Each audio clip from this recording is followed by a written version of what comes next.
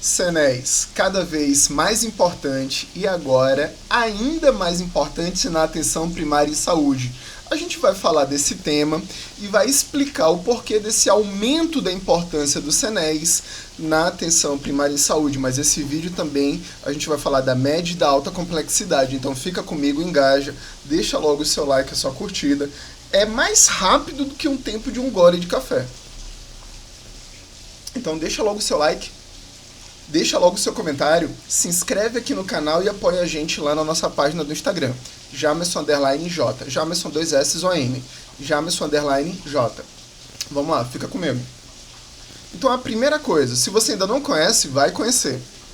O Sistema de Cadastro Nacional de Estabelecimentos em Saúde, ele tem uma herança antiga. Ele veio lá da década de 90, mas ele tem raízes na década de 70. Por quê?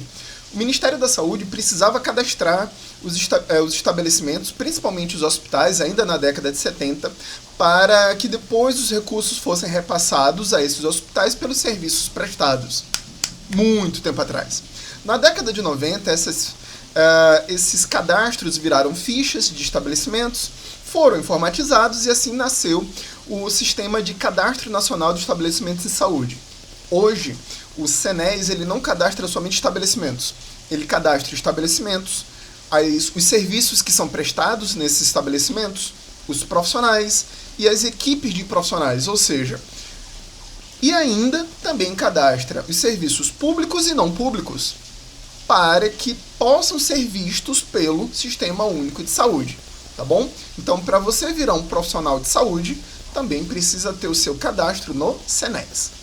O Senéis, desta forma, ele gera um raio-x de todo o nosso Sistema Único, seja público ou privado. E a partir dessas informações cadastradas, ele gera arquivos que são utilizados pelos sistemas de produção. Dentre os maiores, nós temos o ESUS na atenção primária, o CIA, que é o Sistema de Informação Ambulatorial, que vai de ambulatório até média complexidade, e o Sistema de Informação Hospitalar. Existem vários outros sistemas que dependem da informação do Senéis. Aqui é um puxão de orelha que eu aprendi há muito tempo atrás com uma fala de uma profissional do direito, que ela sempre foi muito preocupada com o Senéis. Por quê? Quem maneja o Senéis, quem manuseia o Senéis, tem um poder enorme e uma responsabilidade gigantesca de poder criar e oficializar realidades, mesmo que elas não sejam factíveis. Ou seja, se você souber preencher os campos corretos, você vai acabar criando um mega hospital em um município que tem 4.000 habitantes. E aí você vai, manejando os dados no Senéis, você vai conseguir registrar uma UTI dentro de um hospital de 100 leitos em um município perdido aqui em qualquer lugar do Brasil com 2.000 habitantes. É possível? É possível. Desde que você saiba manejar o Senéis.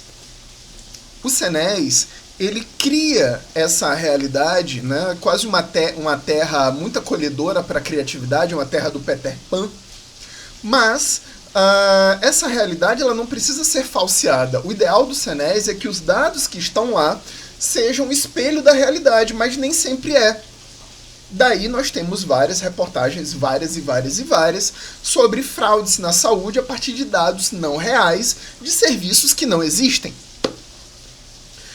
Os dados do Senéis é preciso que eles sejam monitorados, acompanhados, fiscalizados, que eles sejam transparentes, que eles sejam coerentes, porque a partir deles servem de base o registro das ações realizadas e que não sejam fictícias, e a partir do registro das ações são enviados os registros ao Ministério, serão processados, validados ou não, e aí vai gerar recurso, dependendo do nível de cuidado, que pode ser atenção primária, média ou alta complexidade.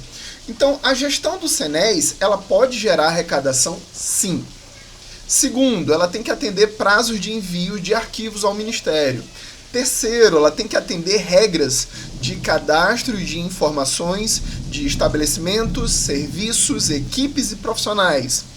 E quarto, os dados têm que ser coerentes de acordo com as regras estipuladas, tá bom? Então, O atendimento desse conjunto de regras faz com que o Ministério compreenda como está montado o seu município. Na atenção primária à saúde, a importância do SENES triplicou, quadruplicou. Por quê? No Previne Brasil, que era o sistema anterior, um exemplo só, uma equipe de saúde da família significava, em média ao Ministério, por mês, uma média de R$ 16.833,75. No novo financiamento, olha só, foram criados extratos a partir das características socioeconômicas de cada município. Onde é que eu descubro o meu extrato? Lá na portaria 3.493, lá no último anexo, na última coluna onde está escrito IED, Índice de Equidade e Desenvolvimento. Lá é o extrato. Se o seu município estiver no extrato 1, uma equipe de saúde da família custa R$18.000. Se você estiver no extrato 2, uma equipe de saúde da família custa 16. Se você estiver no extrato 3, uma equipe de saúde da família custa 14. Se estiver no extrato 4, uma equipe de saúde da família recebe R$12.000. Além disso, a sua equipe de saúde da família também vai receber R$6.000, independente do extrato, no componente 2, que é o componente de vínculo e acompanhamento, durante 12 meses, que é o valor, que é o período de transição. E também vai receber R$6.000 no componente 3, que é o componente de qualidade dos indicadores, mesmo que a gente não tenha indicadores ainda, tá bom? Então, uma equipe de saúde da família no extrato 1 significa para o Ministério e para o município R$30.000, que é 18.000 mais 6 mais 6, 30.000. No extrato 2, 16.000 mais 6 mais 6, 28.000. No extrato 3, 14.000 mais 6 mais 6, 26.000. No extrato 4, 12.000 mais 6 mais 6, 24.000. Então, agora imagina o tamanho do beliscão no seu bolso quando você descobre que, por causa de uma questão de SENES, você teve bloqueio de uma equipe de saúde da família. Você não vai perder 18.000, você perde 30. Tamanho do beliscão, hein? Então, quem faz gestão de SENES não pode ter uma gestão isolada, tem que se comunicar com a gestão da atenção primária, Secretaria de Saúde, né, coordenação de recursos humanos ou gestão de pessoas, ou quem trabalha com análise de entrada e saída de novos servidores, que vai impactar na composição das equipes. Para não dizer que eu estou falando somente da saúde da família, olha só a saúde bucal. No componente 5 do novo financiamento, que fala da saúde bucal, uma equipe de modalidade 1, uma equipe de modalidade 2 tem o seu custeio garantido pela portaria 1924. Se ela for assentada ou quilombola, mais 50%. Se ela for 20 horas, tem o seu valor. Se ela for 30 horas, tem o seu valor. Se ela for CEL, dependendo do tamanho do CEL. Se ela for LRPD, dependendo da faixa de produção. Que aqui é só um exemplo. Para as equipes modalidade 1 e 2 tem valor de custeio, valor de desempenho, que é o componente 3, que está todo mundo na categoria bom durante 12 meses, que vai de maio de 2024 a maio de 2025. Agora imagina se faltar um dentista, se errar a carga horária, deixa de receber o valor do custeio, que é o valor de manutenção da equipe, e também perde o valor do componente 3, que é o componente qualidade, que é o valor dos indicadores, que é equivalente ao valor do pagamento por desempenho. Entendeu o tamanho da beliscada? E se eu tiver EMULT? A EMULT é um assunto muito delicado, porque o Ministério da Saúde está devendo aos municípios muito EMULT. E detalhe, tá um mistério terrível, que a gente vai ter que fazer um outro vídeo só para falar de EMULT. Mas a EMULT ela tem um valor alto, né, dependendo da sua modalidade. Se ela for ampliada é R$36.000 por mês, se ela for complementar é 24, se ela for estratégica é 12.000.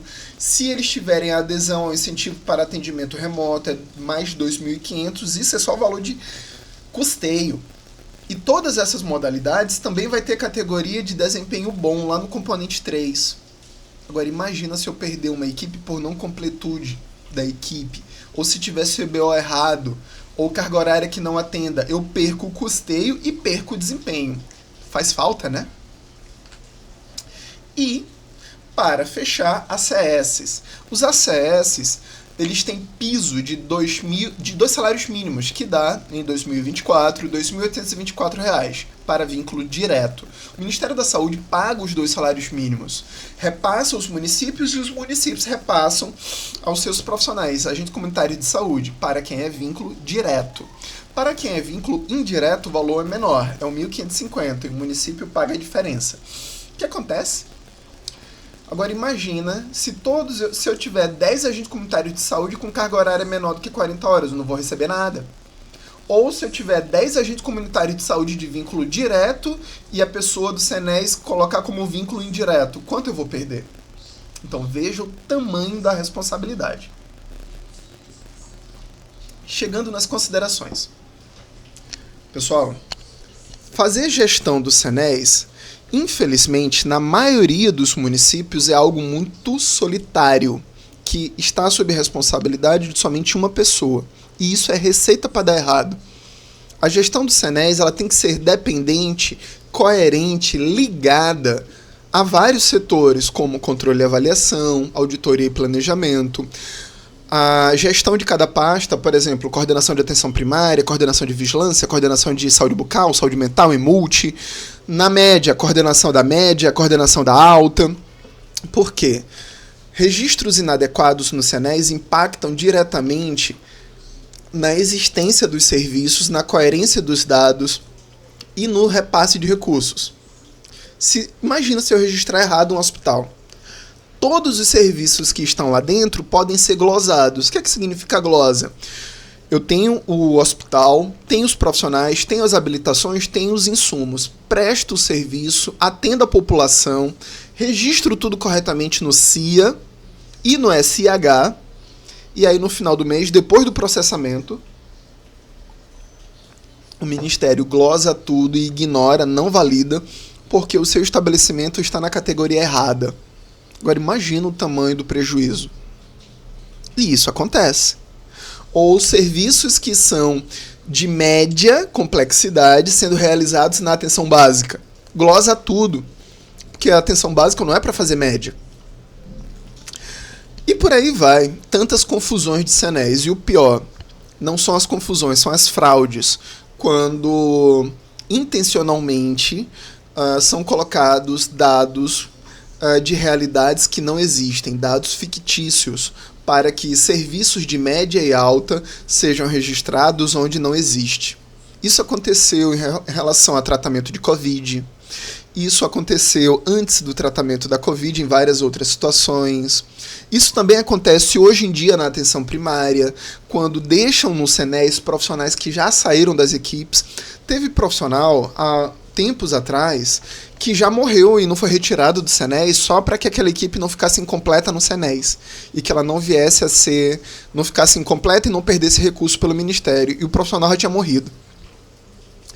É por isso que a gestão do SENES não pode ser uma gestão isolada. A gestão do SENES não pode ser uma gestão criativa.